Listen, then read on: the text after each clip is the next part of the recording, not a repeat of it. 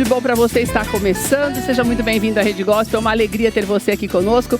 Hoje é dia do nosso Trocando Ideias. E nós vamos falar, sabe do quê? Da saúde. Porque este mês é o mês da saúde, o Dia da Saúde é na semana que vem. E é um assunto extremamente importante porque preocupa demais toda a população brasileira. Mas você vai conhecer o lado bom da nossa saúde. Nós vamos falar um pouco de atendimentos que se espalham pelo país, de pessoas comprometidas em fazer da saúde algo prioritário e da maneira correta, principalmente para aquelas pessoas que mais precisam. Então você vai ter médico da família aqui, você vai ter projetos lá em Teresina, no Piauí, que são lindos e que vale a pena você conhecer. Nós vamos falar da saúde também nas escolas, nós vamos falar do medo que nós muitas vezes temos, dessa falta de atendimento, que vai gerando uma ansiedade, isso pode nos prejudicar no dia a dia.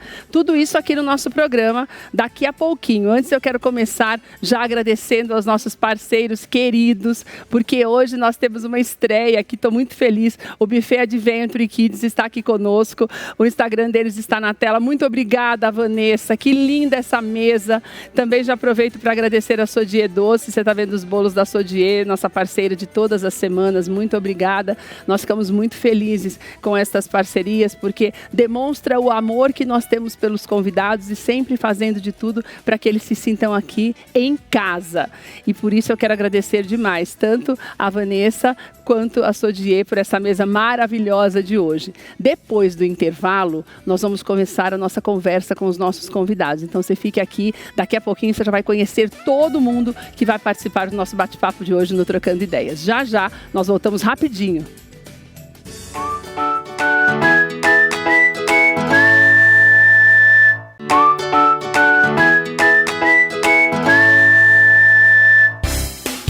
Vamos começar o nosso programa de hoje, vamos falar sobre saúde. Já quero agradecer demais a Olga Tessari, que está aqui com a gente hoje mais uma vez. Hoje é dia de nós conversarmos sobre um assunto tão importante, não tem como não falar do medo quando nós falamos sobre isso. A Olga vai falar um pouquinho sobre isso. Doutor Ricardo está aqui, estou muito alegre, muito feliz com a participação do doutor Ricardo, porque a especialidade do doutor Ricardo é uma das mais admiráveis, na minha opinião, que é o médico da família. O médico de família, ele tem uma função tão importante, principalmente na periferia, que é um atendimento muito mais preventivo, precisa ser, e muitas vezes pela falta de acessibilidade, essas pessoas não têm a menor noção daquela prevenção básica do dia a dia mesmo. Então, o médico de família, ele é extremamente importante, principalmente nessas áreas mais carentes, e o doutor tem muitas experiências para falar com a gente nesse sentido. E nós também, lá do Piauí, você vai conhecer um trabalho lindo que é a Associação Reabilitar, que o doutor Benjamin, que é o presidente da associação e é neurocirurgião, já está pronto para conversar com a gente. Doutor, muito obrigada por você estar com a gente hoje, estou muito feliz. Eu amo quando nós temos a oportunidade de mostrar o que é feito no Nordeste do nosso país. E daqui a pouquinho nós vamos conversar com o doutor também e com os nossos participantes aqui na mesa. Antes eu quero só te situar para você entender como é importante nós falarmos deste assunto neste mês, que é o mês da saúde. Nós estamos falando especificamente do sistema público de saúde no nosso país, que diretamente atende pelo menos 100 milhões de pessoas. O Brasil inteiro pode dispor do SUS porque é o sistema público. Então, teria que haver acesso para todos nós, independente de classe social. Isso a gente sabe que não existe, porque existe uma demora que já é comprovada. Para você ter uma ideia, alguns levantamentos feitos dão conta de que pelo menos 9 entre 10 pessoas que procuram o SUS reclamam da demora no atendimento, na marcação de consulta. Uma outra pesquisa dá conta de que pelo menos 94% das pessoas ouvidas dizem que correm muitas vezes risco de morte por conta do atendimento que é muito demorado. Essa é uma reclamação constante. E 30% da população brasileira, esse é um dado da FEBRABAN, divulgado no final do ano passado, 30% da população brasileira tem uma preocupação enorme com a saúde. E é a preocupação, inclusive, a maior preocupação entre os brasileiros. Em contrapartida, há uma grande parcela da população que é muito otimista. A tecnologia está ao nosso favor, a gente sabe disso. Mas a acessibilidade ainda é muito difícil e é a preocupação da maioria de nós. Por isso que eu falei no início do programa do medo. Porque quando você precisa de um atendimento médico e você sabe que vai demorar demais, o medo de morrer das pessoas que estão ao seu redor é algo natural. Então, quando nós vemos pessoas engajadas em mudar essa situação, como você vai ver lá na Reabilitar, o trabalho que a equipe do Dr. Benjamin tem feito, atendendo a população, principalmente a população mais carente, e o que o doutor também tem feito no que diz respeito à medicina da família, nessa questão de prevenção, é algo que eu sempre falo, doutor, que é uma luz no fim do túnel, porque a gente não pode focar especificamente em tudo aquilo que falta e nos esquecermos desse exército de pessoas que lutam todos os dias para que a maior parte das pessoas sejam atendidas, para que aquele que não tem acesso possa ter esse acesso. E isso é uma coisa que você vê no seu dia a dia, né, doutor? Boa tarde. Obrigada, doutor, de você estar aqui. Estou muito feliz, muito honrado. Obrigado pela recepção à mesa. Boa tarde, Olga. Isso é muito verdade que você traz, né? Então, a questão do acesso ao serviço de saúde, isso é um dos princípios que a gente fala da atenção primária. A atenção primária, o que é? É o primeiro acesso do paciente no sistema de saúde. E aí o Brasil se organizou, resolveu o sistema de saúde baseado na medicina de família. Então, o Sistema Único de Saúde, para você adentrar ele, você obrigatoriamente precisa passar por um médico de família. Então, a estratégia de saúde da família está difundida em todo o Brasil e o acesso é um desses atributos, né? E aí a gente trabalha muito isso no nosso dia a dia. Então, a gente tenta variar o máximo possível a possibilidade do paciente ter contato com a gente. Então, não só em agendamento de consultas, mas a gente também faz convocação de consultas. Então, a gente recebe o exame do paciente por e-mail, que a prefeitura manda um exame alterado, a gente convoca esse paciente para ver o resultado, a gente faz grupos educativos, a gente faz visita domiciliar. Que lindo. Então, a gente consegue garantir o acesso muito mais do que essa busca direta do paciente.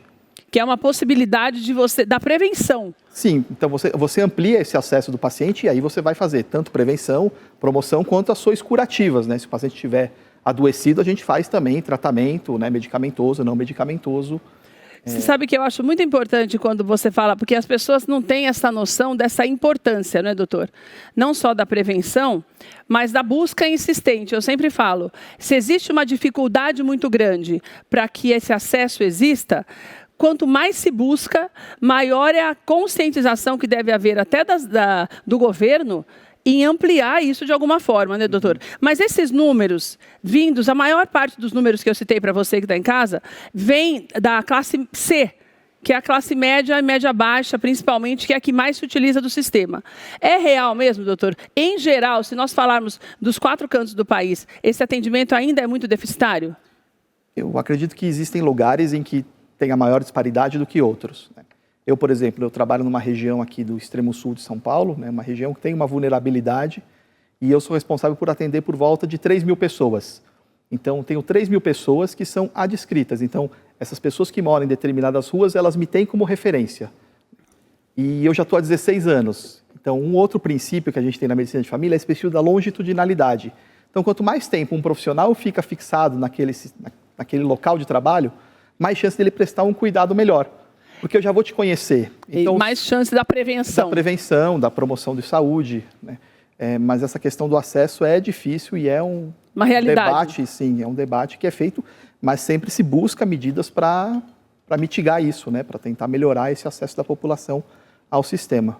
Doutor Benjamin, como eu falei para você, ele é o presidente da Associação Reabilitar lá no Piauí, em Teresina. Só para você ter uma ideia do trabalho dessa associação, ela foi fundada em 2006, desde então eles têm continuamente, eu sempre falo, abraçado a população, principalmente a população que tem uma dificuldade maior de acessibilidade. Nós estamos falando de reabilitação, que é um grande marco na associação, mas eu vi, doutor, no trabalho de vocês, já quero parabenizar e agradecer ao senhor por estar conosco hoje e mostrar um trabalho tão lindo, que vocês se preocupam até com a acessibilidade, né, doutor? Porque às vezes a gente foca na necessidade de encontrar um lugar para fazer o tratamento, mas as pessoas que moram num lugar muito distante, muitas vezes não têm condição nem de chegar ao local para fazer um tratamento, né, doutor? Boa tarde. Boa tarde a todos. O nosso trabalho na Associação Reabilitar foi no preenchimento de uma lacuna social existente na sociedade em Teresina. Tanto na condução da construção da acessibilidade às pessoas, sim, quanto na reabilitação das pessoas e na promoção da saúde. O primeiro projeto da Associação Reabilitar foi os fatores de risco da prevenção do acidente vascular cerebral. Olha só. O o famoso ABC, o projeto PCBEM, que é da Sociedade Brasileira de Neurocirurgia, e nós trouxemos para o Piauí, e foi o nosso primeiro projeto. Posteriormente, observando a lacuna, de mão dadas com a sociedade civil, o Estado, os empresários, a academia e as universidades, os centros formadores e as escolas, nós construímos o Centro Integrado de Reabilitação. Sei. E isso possibilitou nós fazermos o cuidado com as pessoas.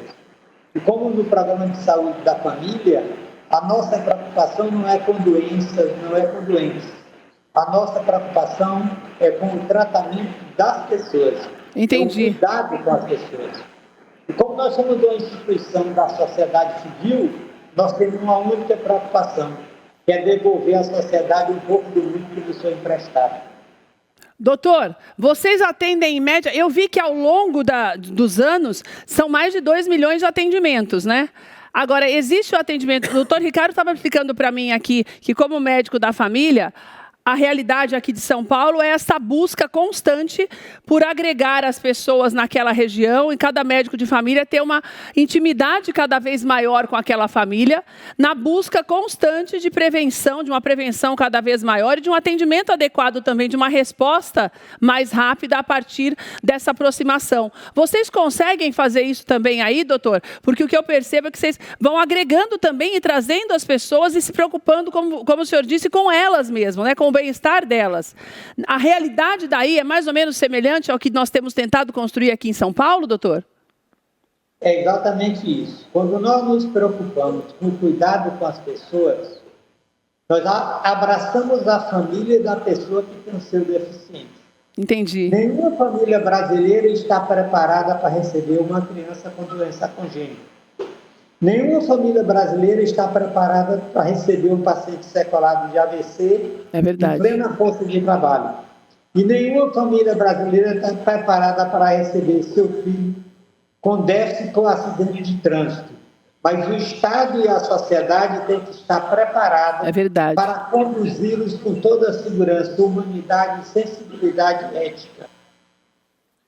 E o que a gente percebe, o doutor vai falar aqui também, o que a gente percebe é essa dificuldade, né, doutor, para que isso aconteça. Doutor Ricardo está ouvindo também a nossa conversa aqui, doutor, e já vai participar e vai falar também. Então, só para trazer também, né, que é dentro da atenção primária da unidade de saúde, a gente trabalha também a questão da reabilitação. Então, trabalha junto comigo psicólogo, trabalha junto comigo um fisioterapeuta, trabalha nutricionista, e aí nesses casos em que o paciente sofre uma sequela de AVC e que vai para casa e a família não sabe nada, esses outros profissionais que agregam a equipe, então o médico não resolve sozinho, então é uma equipe multiprofissional.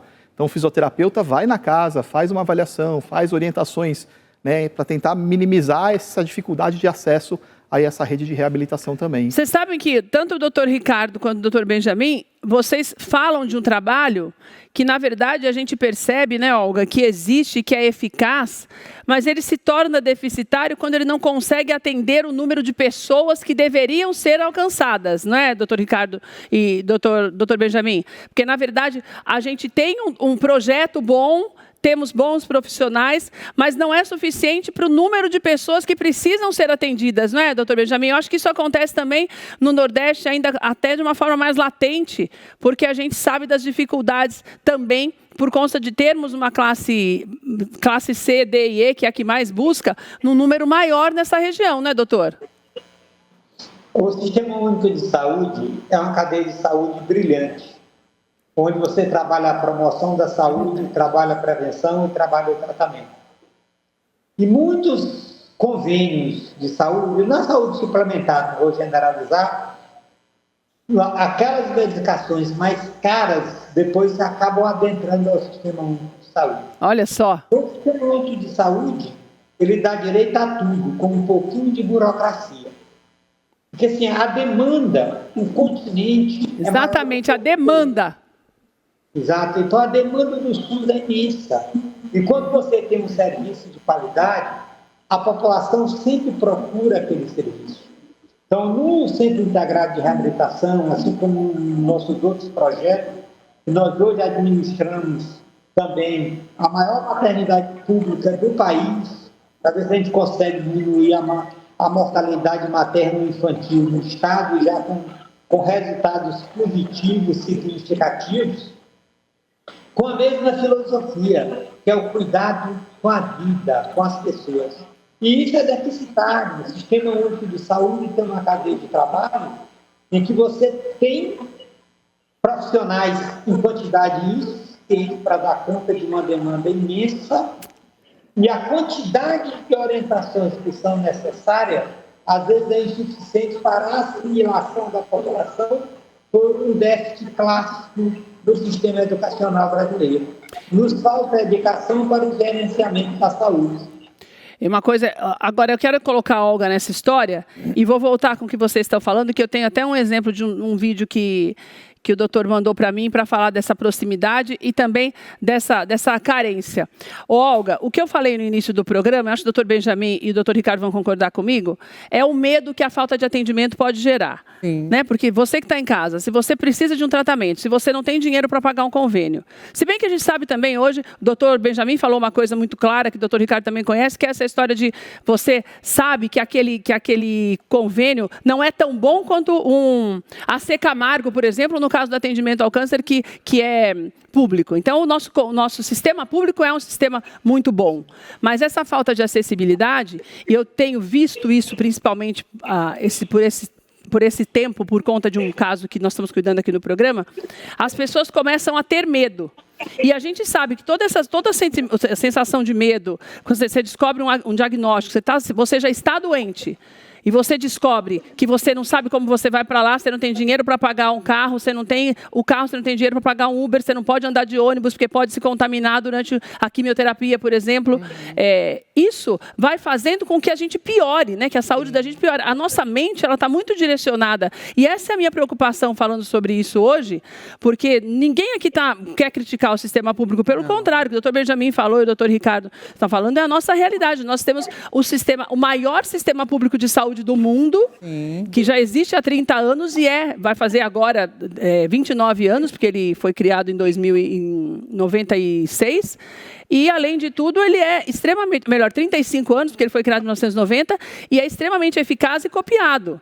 Mas esse medo, Olga, realmente adoece mais ainda, gente? Como é que eu faço se eu não tenho dinheiro e se não tenho esse acesso todo? Como que eu trabalho minha mente para isso? Na verdade, o grande problema da população, né? O Brasil é o país mais ansioso do mundo. Então, a ansiedade também colabora, né, para a ocorrência de uma série de outras doenças. Muitas doenças são consequência dessa ansiedade elevada por muito tempo. Então, o que acontece? A pessoa vai em busca dessa ajuda, muitas vezes ela tem que esperar um tempo enorme, e aí ela começa o tratamento, e aí ela não consegue ir até o tratamento. E tudo isso gera muito mais ansiedade, e isso pode ser um fator que afeta a cura da doença que ela tem.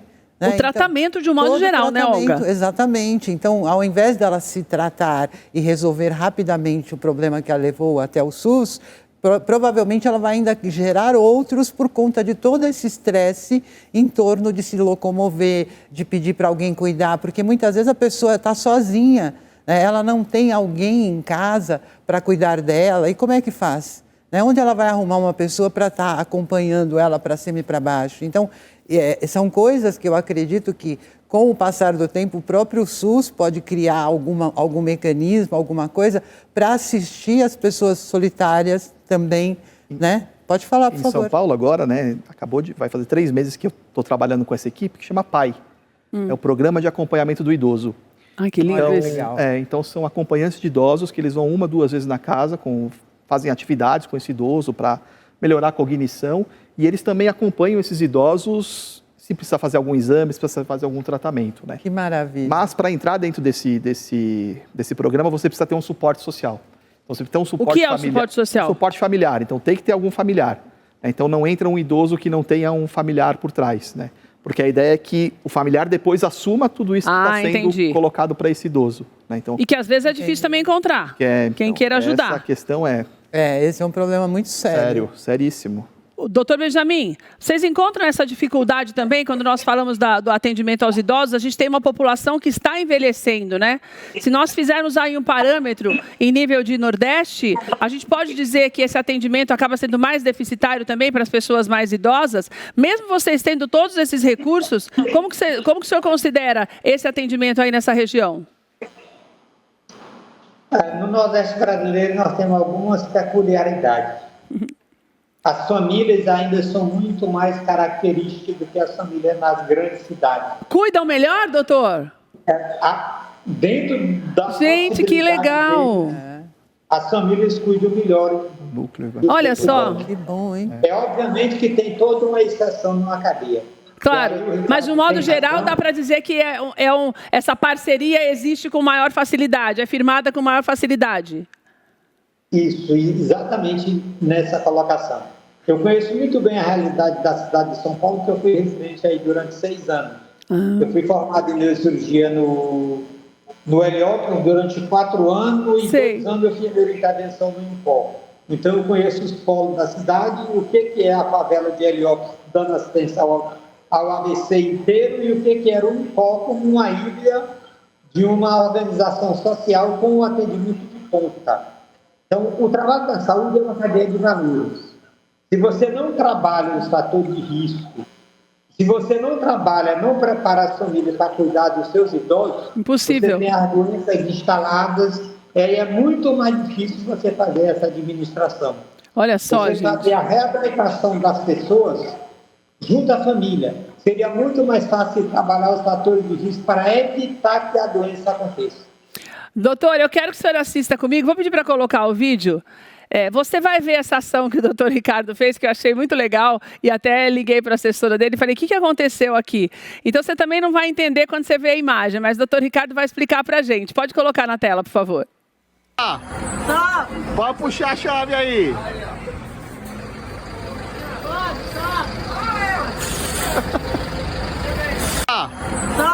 Pode puxar a chave aí. Daí tem um saquinho e eu falei, ô Lu, o que aconteceu aqui? O doutor, você estava lá embaixo, né, doutor? Embaixo. Eu tinha acabado de sair da casa. O que aconteceu? Você foi visitar a pessoa? Então faz parte do projeto. Do cuidado do médico de família, fazer visita domiciliar, né? Que você vai avaliar todo o contexto. Você vai, por exemplo, chegar lá, toma um remédio, tomo. Você vai ver lá, tem pilhas e pilhas de remédio, mostra que nunca tomou o remédio. Então faz parte... Antes do doutor contar isso, só quero falar, já quero me gabar aqui com a presença do doutor, porque o doutor ele é um dos únicos médicos brasileiros que faz parte de uma elite, vamos dizer assim, da medicina da família, que é formada e certificada por uma universidade britânica, né? Na verdade, eu me formei aqui em São Paulo pela USP. Mas essa história do American College, então, numa American universidade... College of Lifestyle Medicine. Exatamente, que é uma instituição americana que preza essa história da medicina com estilo de vida. Então, o doutor ele fica ligadíssimo nesse movimento desse povo tentando enrolar. Daí você foi lá. Só voltando, aí eu fui lá, né, porque faz parte fazer as visitas, e aí ela tem uma escadaria enorme. Então, geralmente, para ela não descer para trancar a porta, ela tem esse sistema da cordinha. Então, a gente coloca a chave numa sacolinha e aí ela vai puxando. E quando você chega, ela desce a sacolinha também. Sacolinha para abrir a porta e depois... Doutor Benjamin, vocês têm situações curiosas também de atendimento? Eu achei muito legal, porque a preocupação... eu sempre falo que o médico de verdade, ele se preocupa com gente, né, doutor? É que hoje a gente percebe que os atendimentos, eles acabam sendo... Até nos próprios convênios, eu acho que até muito mais. Parece que os convênios têm um desespero em atender todo mundo, daí você fica lá 10 minutos, você troca, 15 minutos ou 20 minutos. Então, não tem essa proximidade. O que vocês conseguem nessas ações sociais... porque eu considero uma ação social. Quando você tem uma associação que você não está visando ganhar dinheiro, você está ajudando 2 milhões de pessoas ao longo dos anos e tentando fazer essa proximidade, daí o médico que poderia estar atendendo num hospital famoso e tal, e só ficar ali no consultório dele, resolve botar a cara a tapa num sistema que a gente sabe que é tão deficitário, né, Olga? É algo assim que, para mim, chama atenção por essa necessidade que vocês têm de ver a coisa acontecer. O senhor percebe isso também aí, algumas atitudes dessa forma aqui, fora da caixinha mesmo, para fazer a coisa virar, acontecer, doutor? Nós observamos isso na instituição num determinado período. Tem muitas crianças com doenças congênitas, que foram derivadas de malformações congênitas cardíacas, malformação congênita ortopédica, crianças com mieloma meningocele, e algumas crianças que sofreram anóxia ou trauma durante o parto. Anóxia é falta de oxigênio no cérebro. E essas crianças chegavam para as terapias no centro e não conseguiam se comportar, aumentavam a irritabilidade. E nós procuramos o serviço social para ver o que isso estaria acontecendo. Sei. E nós chegamos no ponto comum, que aquela avaliação daquelas crianças era a falta de alimentação antes de saírem de casa.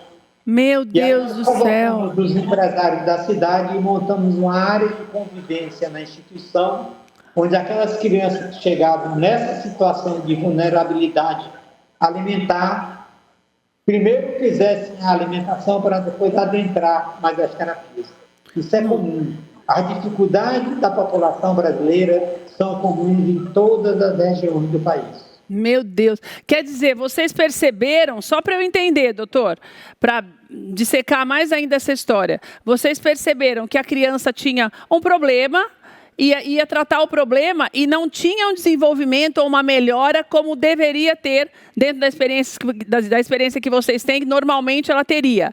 Daí vocês perceberam que a criança não tinha o que comer. Consequentemente, sem comer, você vai tendo outros problemas. Vocês montaram um lugar em que, antes da criança começar o tratamento na associação, elas vão se alimentar, é isso, doutor? Exatamente isso. Que lindo isso, hein? Nesse ponto vulnerável, nós criamos uma área de convivência onde são preparados os lanches e são oferecidos a esse grupo de crianças antes da terapia. Isso é mantido pela sociedade civil. Quando nós montamos a estrutura, um empresário da cidade nos fez a doação de todos os móveis, a geladeira, os peixes, tudo. Que eu já ia perguntar agora, de onde que vocês arrumam tanto dinheiro? Porque o custo desse trabalho é muito alto, né, doutor? Nós estamos falando de crianças de locomoção, existe um subsídio do governo, eu sei, mas vocês acabam fazendo ações para poder tentar ter o dinheiro suficiente para fazer tudo isso, doutor, para manter esse pessoal? Dinheiro em programa social nunca é suficiente. Qualquer organização social no país só tem déficit, nunca tem lucro. É porque tudo é reinvestido. A gente tenta sensibilizar alguns empresários da cidade, que lindo, e eles nos ajudam, as escolas. E nós preparamos isso com muito esmero e com muito cuidado, porque a sensibilidade nesse momento está à flor da pele. E nós queremos oferecer oportunidades às pessoas para que elas se reabilitem e sejam inseridas posteriormente, se possível, no mercado de trabalho. Que lindo, doutor. Quer dizer, vocês tentam firmar parcerias para isso. O que vocês não conseguem, né, doutor Ricardo? Vocês têm a dependência total do sistema, né? Do sistema, e aí a gente conta com o apoio do assistente social que trabalha e buscar o que tem na rede de suporte. Mas a gente tem mapeado muitas ONGs, né? Instituições religiosas, enfim, que estão na região, que acabam ajudando de alguma forma nesse sentido, né? Oferecendo algum espaço de artesanato, enfim, coisas que possam contribuir com a saúde das pessoas da região. E o que eu percebo dos levantamentos que eu fiz quando a gente fala de saúde, os planos para esse ano, todos os levantamentos, falando de Organização Mundial de Saúde, mesmo de Ministério da Saúde, governos estaduais, é que hoje em dia, não sei se vocês dois que respiram isso todos os dias, doutor Benjamin e doutor Ricardo, vocês vão concordar comigo, mas a impressão que eu tenho é que se está tão preocupado com a tecnologia, com a possibilidade desse avanço na medicina, e estão esquecendo um pouquinho mais da necessidade da ampliação dessa acessibilidade. Porque não adianta eu ter medicina de ponta se eu tenho uma população de pelo menos 100 milhões de pessoas que precisam de um atendimento básico e não conseguem. Eu não consigo ver essa lógica de pensar num avanço tecnológico, né, tão eficaz para um número tão pequeno, sendo que eu não consigo atingir esses 100 milhões. Vocês concordam comigo? Vocês acham que é um contrassenso, doutor Benjamin, investir tanto sem se preocupar em ampliar, por exemplo, o que é feito no sistema público, como o doutor Ricardo faz? O que o senhor acha? O senhor acha que esse é o caminho certo, da experiência que o senhor tem aí? Eu acho que a saúde é uma cadeia. Nós precisamos de todos os segmentos. Da atenção primária, precisamos da prevenção, precisamos da média complexidade e da alta complexidade. Se nós não trabalharmos nos fatores de risco na base, nós vamos ter muitas doenças que vão precisar da tecnologia. Mas a tecnologia é fundamental. Por exemplo, eu vou pegar um exemplo que o Ricardo pode pegar isso na comunidade dele. Um paciente que tem uma crise metabólica, é hipertenso, diabético e com o colesterol alto. Esse paciente tem predisposição para ter infarto agudo do miocárdio e tem predisposição para ter acidente vascular cerebral. Trabalhando nos fatores de risco, eu vou reduzir a chance desse paciente ter um AVC. Mas no dia que acontecer, é necessário se fazer uma estrutura que eu possa fazer um trombolítico venoso, onde ele está localizado. E se precisar da alta tecnologia, que eu consiga fazer uma trombectomia em tempo hábil para salvar o cérebro dessa pessoa. E isso é que é importante. Então, a cadeia tem que estar linkada e funcionando de maneira integral. Entendi. Se fala em rede de saúde. Então, uma rede de atendimento à saúde. Então, é isso. Ou seja, não tem uma coisa menos importante. Menos importante. E o que a gente faz também na atenção primária é complexo também. Eu não tenho uma complexidade em tecnologia, mas eu tenho uma complexidade que a gente fala de tecnologias leves. Então, eu tenho que ter um relacionamento, eu tenho que ter empatia, eu tenho que ter saber motivar o paciente, mudança de hábito, entrevista motivacional. E aí o que o Benjamin trouxe, que é muito importante, é essa questão dos fatores de risco. A gente sabe que mais de 80% das doenças crônicas no Brasil, no mundo todo, elas vêm de fatores de comportamentos inadequados, né? Então, falta letramento de saúde para a população. Né? Então, as pessoas não têm conhecimento da questão da alimentação, o mal que faz, não dormir, a falta de exercício, a questão da saúde mental, né? Então, tem pessoas que não sabem se regular, não sabem porque não têm o conhecimento, né? Então, acho que a gente precisa difundir muito essa questão de abordar os fatores de risco, né? Porque senão o sistema não aguenta mesmo. Então, se a gente tem com a epidemia de obesidade que a gente sabe que a obesidade é câncer, é hipertensão, é AVC, é infarto. É o caminho para um monte de coisa. Exatamente. Aí o sistema não aguenta. Então, acho que precisa mesmo investir aí, como o Benjamin trouxe, mesmo os fatores de risco são fundamentais. Quer dizer, Olga, você vê como é uma cadeia mesmo, né? Sim. Então, por isso que eu falei, é um sistema eficaz quando funciona, porque se tudo estiver em harmonia, como o doutor Benjamin está dizendo, com tudo que se falta, e mais o pessoal capacitado, que é aquilo que o doutor Ricardo fala dentro de cada uma, a gente sabe que as coisas funcionam. O problema é que é gente demais. E essa estrutura, na verdade, que tinha que ser ampliada. A saúde mental, o doutor tocou num assunto importante, que eu acho que vale a pena falar. A gente tem falado muito sobre isso aqui no programa, para você entender que também é ligado ao caráter preventivo, essa coisa de você achar que, não, porque eu sou doido quando eu procuro um atendimento, né? As pessoas ligar o atendimento à saúde mental, achando que a pessoa é louca quando ela busca ajuda, né? E, na verdade, a gente sempre brinca aqui, mas, na verdade, é uma brincadeira que é verdade, que a gente sempre fala assim, que você procura para não ficar louco. Né, para que as coisas não te enlouqueçam. Então, é importante que você, que está na tua casa, entenda que este pode ser o caminho para evitar muitos males, porque nós estamos falando de um nível de ansiedade muito alto, nós estamos falando de problemas que são desencadeados através da falta de saúde mental ou inadequada, né, Olga? Que a gente se esquece muitas vezes, né? E, na verdade, os problemas de saúde mental, eles estão muito ligados à economia, ao desemprego, à falta de educação. Ou seja, as pessoas ainda estão muito ignorantes em como cuidar bem de si próprias para evitarem doenças no futuro. Então, essa prevenção que os doutores estão dizendo, ela é fundamental. Nós temos que educar a população a se alimentar corretamente, a ter um sono de qualidade, a escolher um trabalho dentro das possibilidades dela que lhe traga prazer, satisfação. Ou seja, as pessoas estão infelizes e a própria infelicidade e a ignorância do conhecimento leva a problemas de saúde mental também. Então, e, consequentemente, a saúde física vai sendo comprometida. Exatamente, porque a mente e o corpo são uma coisa só, não tem uma faixa que corta do pescoço para baixo. É tudo junto. Então, a maneira como eu penso interfere no mecanismo do meu organismo. Então, se eu estou ansiosa, pensando em algumas coisas e eu fico ansiosa, meu corpo reage a essa ansiedade. Então, a longo tempo, isso vai gerar problemas físicos também. O doutor Benjamin, o senhor acredita, assim...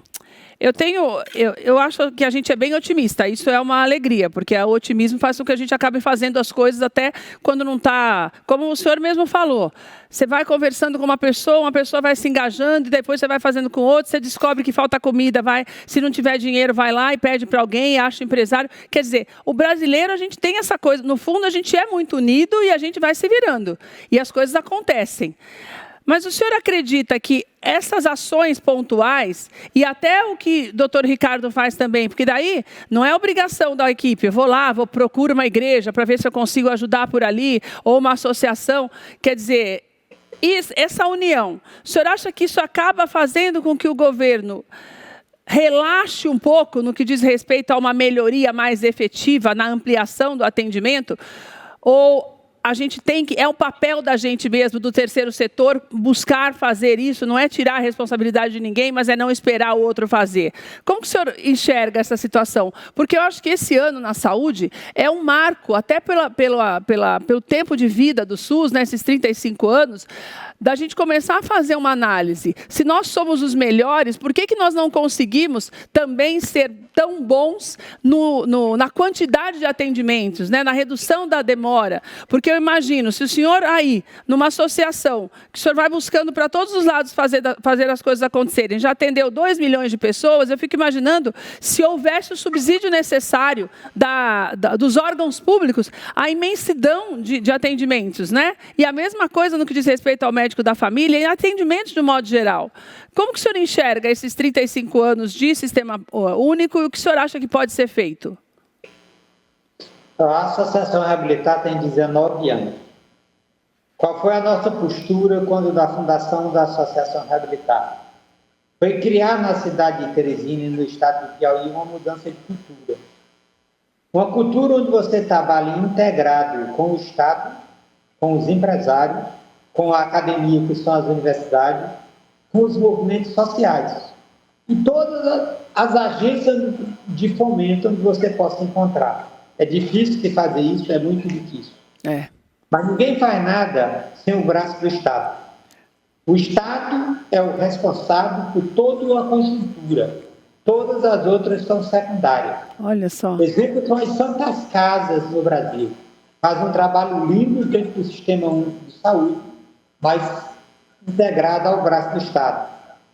Então, quando você integra a participação dos empresários, que é o segundo setor, do Estado, que é o primeiro setor, e da sociedade civil, o setor social, que é o terceiro setor, o projeto tem muito maior chance de dar certo. Entendi. Nós não podemos ficar esperando só pelo Estado e nem temos a missão de substituir o Estado. Nós temos a consciência de que temos que construir uma sociedade na tentativa que ela seja mais justa, seja próspera e seja saudável. É a parceria que vai fazer com que as coisas funcionem melhor, né, doutor? É exatamente esse o termo, são as parcerias. Em que você tem uma parceria onde todo mundo ganha. Exatamente. Ganha o Estado, ganha a sociedade civil e, principalmente, o braço da vulnerabilidade social que precisa. A Associação Reabilitar hoje tem quase 2.000 funcionários.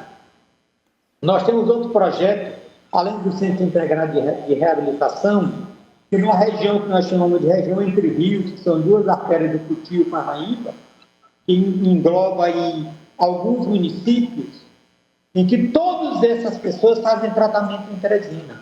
Olha. Então, precisa de uma radioterapia, vem para a cidade de Teresina. Precisa de fazer quimioterapia, vem para a cidade de Teresina.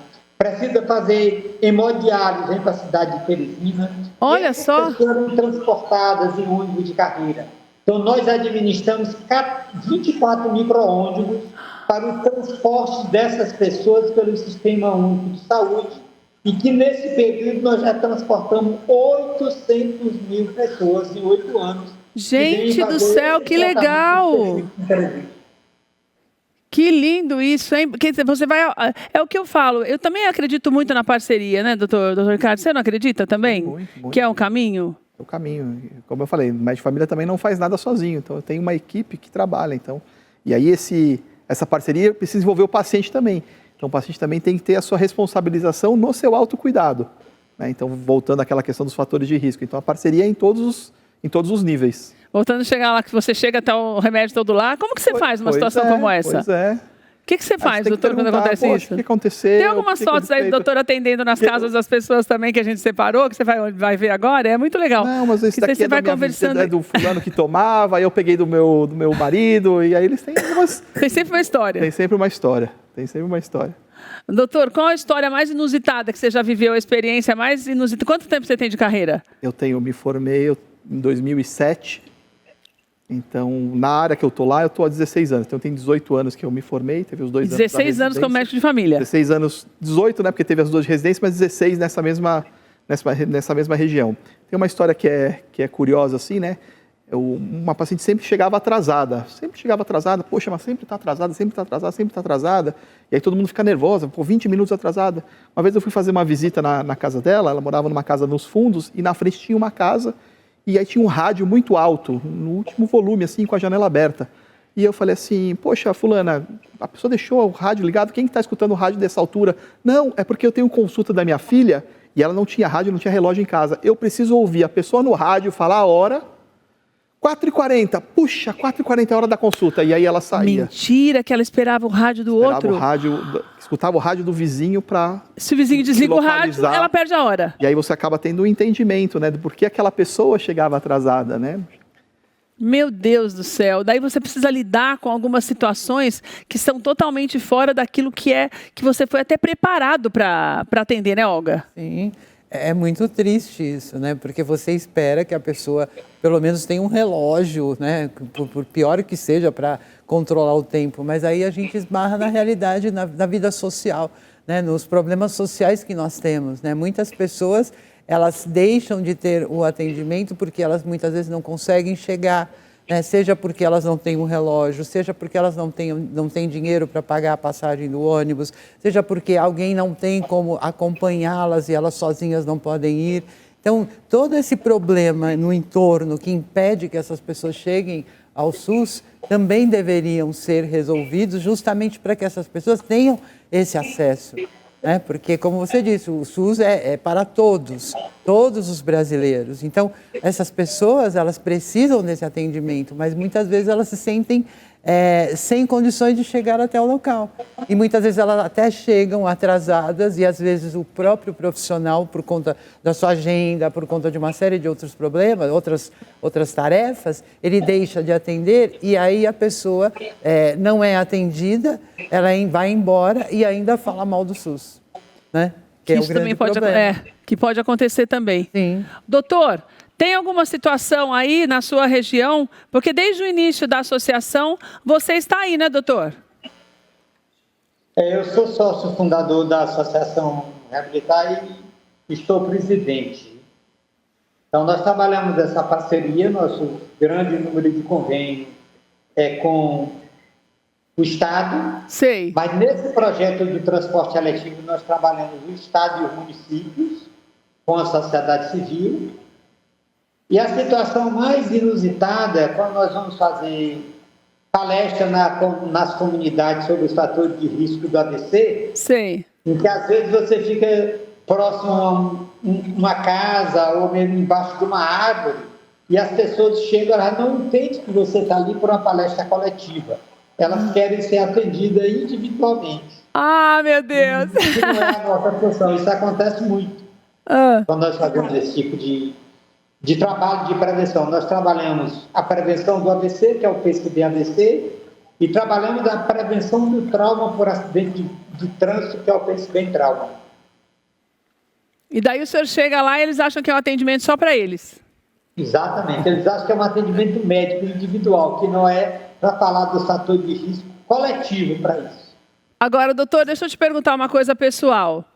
Você se formou, você veio morar em São Paulo, fez uma especialização, é neurocirurgião. Pelas minhas contas aqui, o mínimo que o senhor estudou foi uns 11 anos, porque a neurocirurgia demora ainda mais. É isso mesmo, não é? 6 anos mais 5. Mais 6, mais 5, já 12, deu aí no mínimo uns 11, 12 anos. Por que depois de estudar tanto, o senhor para e começa a se dedicar a algo que o senhor sabe, porque a gente sabe que é difícil fazer funcionar? Se o senhor parar para pensar e alguém contar a história do que vocês fazem para o senhor mesmo, a mesma coisa acontece com o doutor Ricardo. Às vezes eu tenho certeza que o senhor chega em casa e não acredita nem nem que sabe como é que vocês conseguiram, que é só Deus. O que te motivou a deixar de lado algo que seria muito mais confortável, um consultório do neurocirurgião, para se meter nessa história e ter uma trabalheira danada como o senhor tem? Me conta. Na verdade, assim, eu não deixei o meu consultório do neurocirurgião. Mas o senhor tem grande parte da sua vida aí dentro, não adianta, por mais que o senhor queira... Eu dedico 16 horas por semana ao trabalho social. Então. Mas o que nos move é a opção que nós fizemos. Nós fizemos a opção por cuidar de pessoas. E isso é o que nos move no dia a dia. E hoje eu tenho consciência de que o meu trabalho como neurocirurgião é importante, mas o meu trabalho social é mais importante do que o meu trabalho, porque eu chego a mais pessoas. Para você ter uma ideia, na maternidade, no último ano, nós estamos com um ano na administração da maternidade, nasceram 7.000 crianças. Então, são 7.000 vidas que nós estamos conduzindo aí seguramente. E o que nos move na nossa profissão é o desejo de ser médico, que a parte mais fácil de ser médico é se formar em medicina, o difícil é ser médico. E eu trabalho com o espírito da transformação. Então, eu fui para São Paulo, fiz neurocirurgia durante 5 anos, depois eu fiz a endovascular, que são mais 2 anos, que na minha época só era 1, então eu passei 12 anos estudando. E voltei para iniciar a endovascular no Piauí. Então, a neurocirurgia endovascular, neuroradiologia intervencionista no Piauí, eu sou o pioneiro. Como eu vim trabalhando com a doença vascular, eu comecei a criar cadeia para trabalhar os fatores de risco da doença cerebrovascular. Meu Deus! E depois de 15 anos, nós transformamos isso no Estado, Ricardo, numa política pública. Nós temos hoje no Estado do Piauí 8 polos onde se faz trombólise e um centro de AVC onde se faz trombectomia mecânica. Então, o que te move mesmo é esse amor por ver as pessoas melhor, né, doutor? Vivendo melhor. É a missão que nós abraçamos, cuidar de vidas. Nós fizemos essa opção. A nossa opção é cuidar de vidas. Então, eu sempre digo que eu não cuido de doença e nem de doente. Eu cuido sempre do amor de alguém. Que lindo isso. Doutor Ricardo, você está só fazendo assim com a cabeça e concordando, né? Eu também escolhi a especialidade da medicina de família também. É porque a medicina de família é mais ou menos o que o doutor faz ali, é quase uma associação diária, né? Você montar uma associação diária. Eu cuido de pessoas, então eu cuido de gente. Então, independente se está saudável ou se está doente, independente o órgão acometido, o sistema acometido, questões de saúde mental, a gente tem que fazer muito acolhimento de saúde mental, tratamento de depressão, ansiedade, enfim. Então, eu não trato uma doença específica, eu trato aquela pessoa com aquela doença. Então, eu trato diabetes? Trato, mas eu trato aquela pessoa com diabetes, né? Então, a pessoa vem antes da doença, né? Ô, Olga, o que move a gente a se doar? O brasileiro é um povo que se doa, né? Sim. A maior prova é isso. Você vê projetos que funcionam. Nós estamos mostrando um para você lá em Teresina, mas a gente pode selecionar para você que está em casa nos 4 cantos do país, ali na periferia da Zona Sul daqui de São Paulo. Mas a gente pode mostrar para você em vários pontos. Porque a gente tem pessoas que têm esse amor pelas pessoas. O doutor Benjamin falou algo bonito, que é eu não trato doenças, como o doutor Ricardo falou, eu trato a pessoa, né? A pessoa nem se lembra da doença. O que nos move a continuar tendo essa esperança e sendo assim, buscando melhor? E quem não se move por isso, como é que a gente faz para desenvolver isso? Na verdade, isso é uma característica do ser humano. Nós todos somos seres humanos e nós todos deveríamos cuidar das pessoas no nosso entorno, né? Nos preocuparmos, ajudarmos, fazer o bem, né, para o outro nos faz muito bem, né? Inclusive a própria neurociência explica isso, né? Você produz determinados hormônios no seu corpo que te dão uma sensação de bem-estar maravilhosa.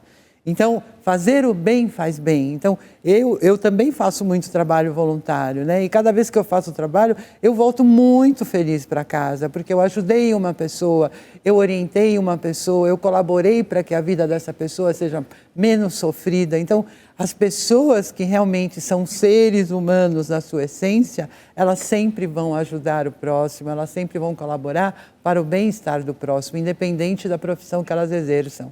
O que acontece, né, é que nós hoje vivemos muito isolados, né, cada um no seu mundinho, eu e o meu celular. Né? Então as pessoas estão muito fechadas em si mesmas e elas não olham para o lado. E elas não se preocupam com as pessoas que estão à sua volta. Então é muito comum, por exemplo, você ver uma pessoa padecendo na rua e as pessoas passam por ela e nem veem essa pessoa pedindo ajuda, pedindo socorro, enfim, pedindo... Não precisa muito. Se você mora num lugar que você deixa o rádio alto e a pessoa está ouvindo, seria tão normal se a pessoa falasse, nossa, você me avisa de vez em quando? É que se a pessoa não sente a liberdade da casa da frente, chegar na pessoa e falar, ou você tem um relógio de repente sobrando, ou você pode me avisar porque eu tenho uma consulta, significa esse distanciamento que nós já criamos. Exatamente. Né? A ponto da pessoa perder uma consulta que é importante para ela cuidar da saúde dela, porque ela não tem o acesso àquela pessoa que mora ali na cara dela e que ela vê todo dia. Exato, e o pior de tudo é que nós somos seres sociais, nós precisamos estar com pessoas, interagir com pessoas. Então, nós estamos evoluindo nesse sentido. Evoluindo, isso mesmo. Evoluindo, porque nós estamos indo contra a nossa própria natureza, que é ajudar o próximo, que é fazer o bem para o próximo. Então, aquelas pessoas que estão muito fechadas, como você perguntou, o que fazer? Começar a olhar em volta. Observar as necessidades das pessoas à sua volta. Às vezes, tem uma pessoa ali que só precisa de um relógio para chegar na consulta no horário certo. Às vezes, é uma pessoa que precisa só de uma passagem de ônibus para ir para determinado lugar, cuidar de si própria. Então, nós temos que olhar em volta, né? E tudo isso a gente consegue com o quê? Com educação. A educação familiar, a família está presente, educando as novas gerações, o cuidado com o idoso, porque todos nós vamos nos tornar idosos em algum momento. E o que acontece? Enquanto estamos jovens, nós não damos a mínima importância para o idoso. Estamos ensinando as novas gerações a fazer a mesma coisa. Está errado. Então, nós precisamos começar a mostrar o nosso interesse e ajudar as pessoas. Exercitar a solidariedade. Exatamente. Embora o Brasil seja um país muito solidário, em geral, mas muitas vezes ele deixa a desejar nesse sentido. Tem uma questão rápida, desculpa eu interromper, tem uma questão rápida, mas complementando, né? Sim. Essa questão da família, das emoções, uma coisa que falta hoje em dia são as pessoas sentarem à mesa em família para comer. Exato. E aí tem um trabalho que mostra que as crianças que compartilham a refeição com pelo menos 3 jantares na semana com os pais, elas têm maior resiliência, elas têm maior reconhecimento da emoção dos outros, olha que lindo, das suas próprias emoções, né? Então falta isso, contato, é olho no olho, né? Convivência. Né? Eu acho que é um exercício que nós vamos fazendo todos os dias. Antes de encerrar, doutor Benjamin, quero te agradecer demais pela tua participação hoje no programa. Estou muito feliz. Quando o senhor vier a São Paulo, está convidadíssimo a participar da nossa mesa, vir conhecer o nosso estúdio. Tem uma mesa linda. Vou até pedir para os meninos mostrarem mais uma vez a nossa mesa linda que a gente preparou para os nossos convidados. Mas o senhor está muito convidado a vir aqui, tá? Para usufruir da mesa para a gente, para me dar um abraço, quero muito te conhecer. E também gostaria que o senhor me convidasse para ir aí em Teresina. Olha, eu já gostaria que o senhor me convidasse para ir para Teresina para conhecer esse projeto. Eu amo essa cidade, amo esse estado e vocês fazem um trabalho lindo. Eu sempre entrevisto o pessoal do Nordeste, quem acompanha Tudo de Bom para Você sabe. Sou uma grande admiradora de vocês e o senhor está convidado e eu já estou me convidando se o senhor não me convidar, tá? O estado e a cidade e a casa da senhora. Obrigada, doutor. Um beijão para o senhor. Olga, obrigada. Doutor, o senhor vai vir muito mais vezes, viu? Com certeza. E olha, eu quero te agradecer por você estar aqui com a gente. Quero dizer uma coisa para você. Problemas nós sempre vamos ter, em todas as áreas, na nossa casa, no nosso dia a dia, no nosso trabalho, com o governo, seja o que for, na saúde, na educação. Mas é muito importante que cada vez mais a gente entenda que a união faz toda a diferença.